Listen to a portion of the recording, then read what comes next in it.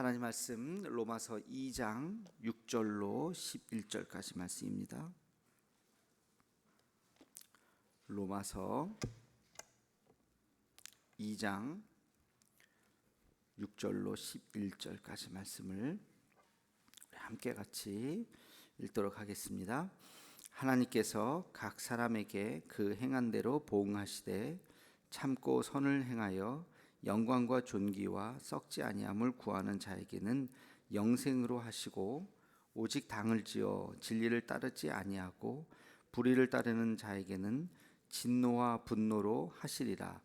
악을 행하는 각 사람의 영에는 환난과 곤고가 있으리니 먼저는 유대인에게요 그리고 헬라인에게며, 선을 행하는 각 사람에게는 영광과 존귀와 평강이 있으리니 먼저는 유대인에게요 그리고 헬라인에게라. 이는 하나님께서 외모로 사람을 취하지 아니하심이라. 아멘. 오늘 말씀은 하나님의 보응이라고 하는 주제로 말씀을 드릴 수가 있습니다. 보응이라고 하는 것은 이제 하나님이 심판을 하시는 것이죠. 행위에 대한 응답, 행위에 대한 응답이 바로 보응이죠. 하나님께서 우리를 마지막 날에는 심판을 하십니다.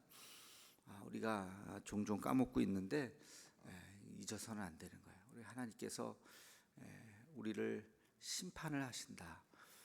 평가를 하시는 거죠.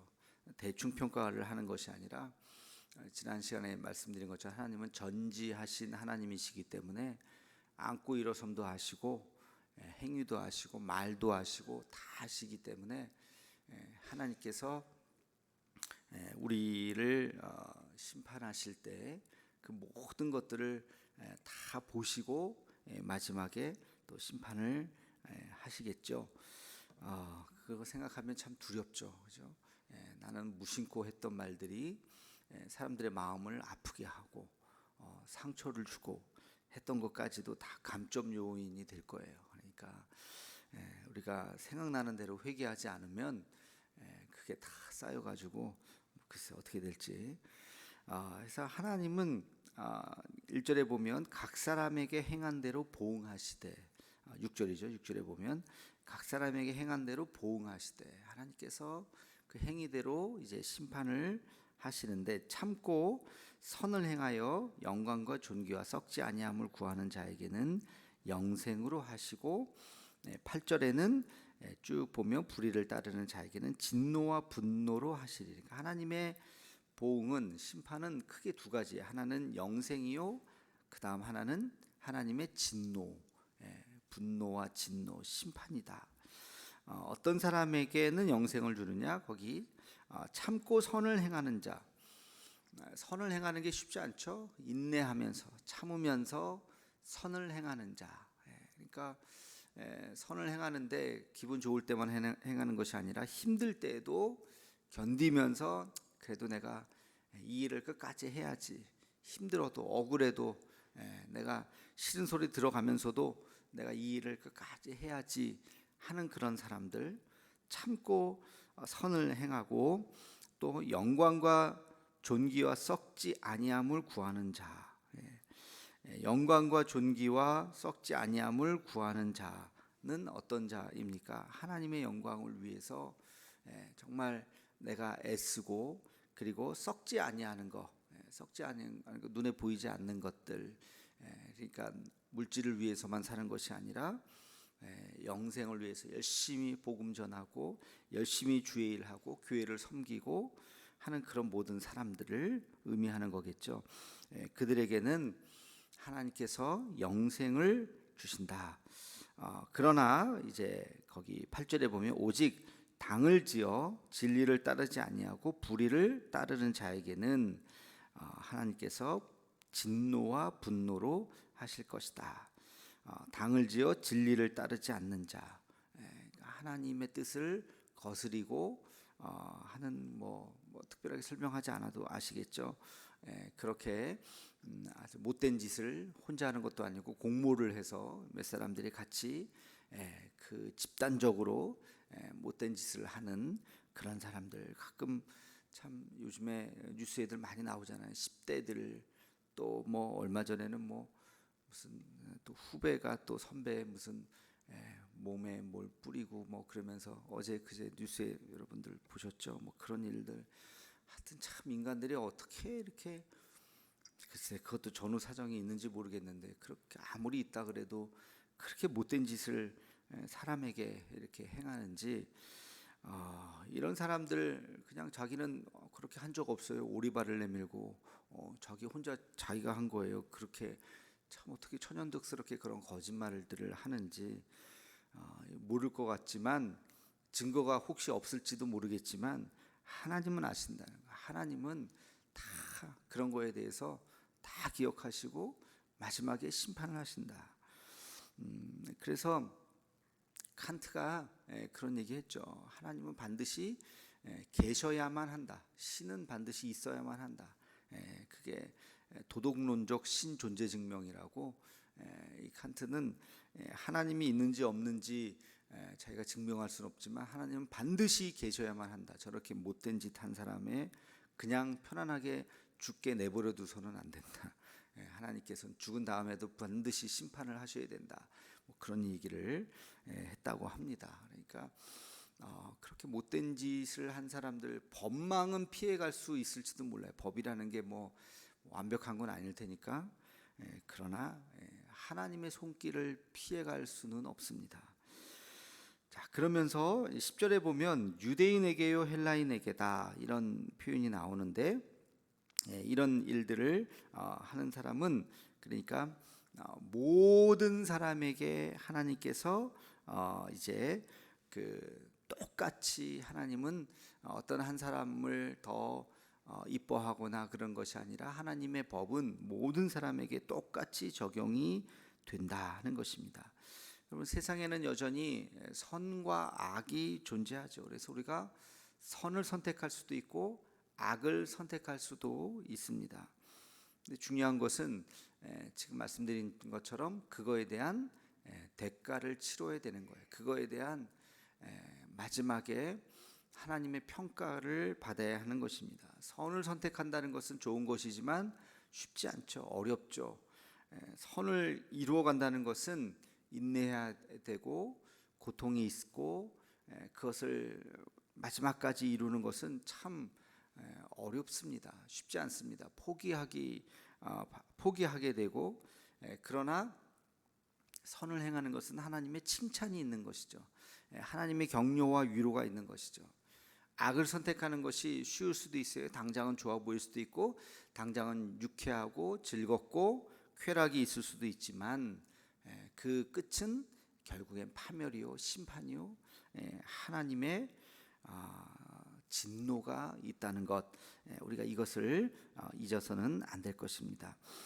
오늘 말씀에 보면 선을 행하는 자에게 영광과 존귀함과 썩지 아니함을 준다. 아까 말씀을 드렸죠.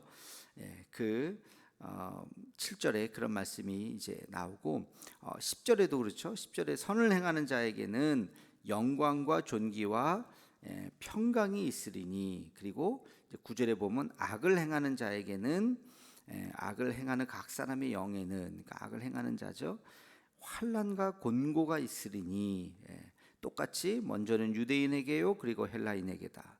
10절도 먼저는 유대인에게요 그리고 헬라인에게로다. 그렇게 이제 그러니까 6절이 전체적인 주제고요. 하나님이 행한 대로 보응하실 것이다.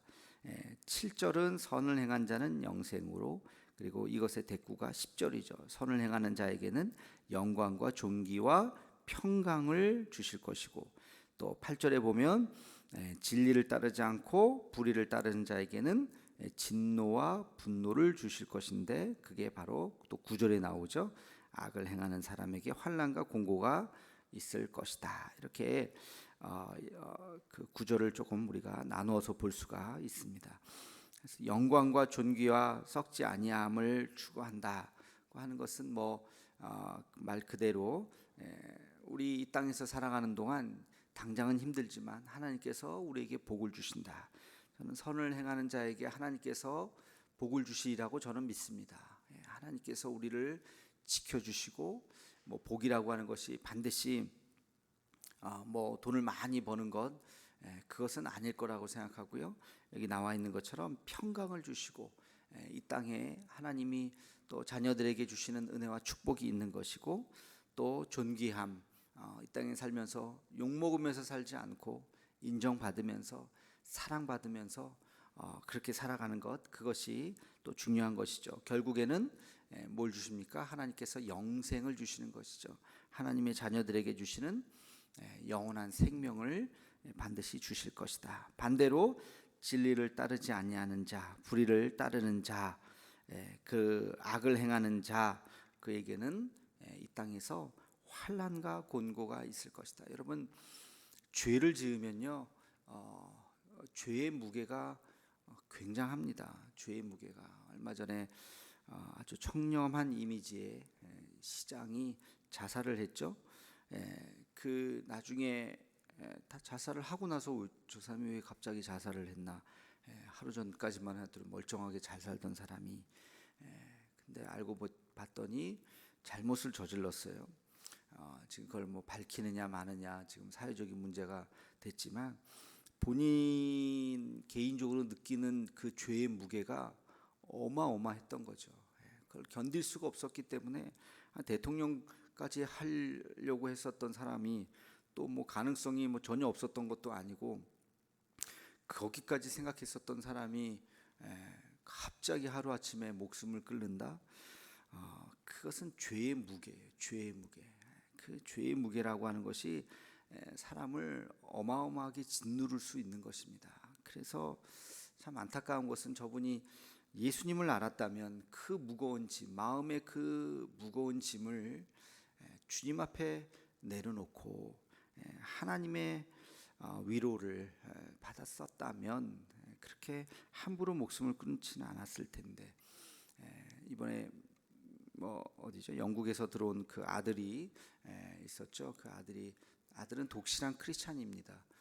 아들이 자기 아버지를 그렇게 전도하려고 그랬는데 결국에는 하지 못하고 그 아들만 믿고 굉장히 젊은 시절 번뇌하다가 청년 시절 하나님을 영접하고 아주 열심히 신앙생활을 했던, 뭐 지금도 그런 그 아들인데, 아무튼 뭐 이 죄의 무게와 함께 예수님에 대한 그 생명을 알지 못한 안타까운 현실을 우리 온 국민이 이렇게 지켜보게 되는데요.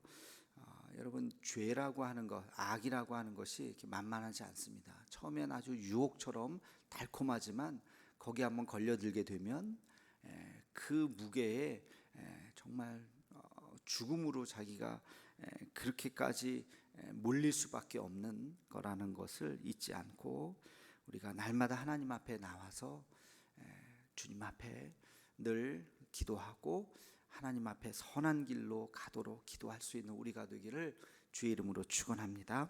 기도하겠습니다. 거룩하신 아버지 하나님, 오늘 또 주님의 또 말씀을 읽으며 우리에게 두 갈래 길이 있음을 깨닫습니다. 선한 길과 악한 길. 선한 길은 하나님께서 위로해 주시고 격려해 주시고 영생으로 함께 하실 것이요, 악한 길은 그 길이 달콤해 보일지라도 결국엔 파멸의 길인 것을 깨닫습니다. 하나님 아버지, 오늘도 우리에게 선을 선택할 수 있는 용기를 허락하여 주시고 악을 멀리할 수 있는 마음을 주시며 하나님의 그 거룩한 길로 한 걸음 한 걸음 걸어갈 수 있도록 인도하여 주옵소서. 이미 죄의 짐이 우리에게 있다면 그것을 주님 앞에 내려놓을 수 있는 용기를 허락하여 주옵시고 돌이킬 수 있게 하여 주옵시고 그 어떠한 죄도 용서해 주시는 주님 앞에 나올 수 있는 우리 모두가 되게 하여 주시옵소서. 예수님의 이름으로 기도하옵나이다. 아멘.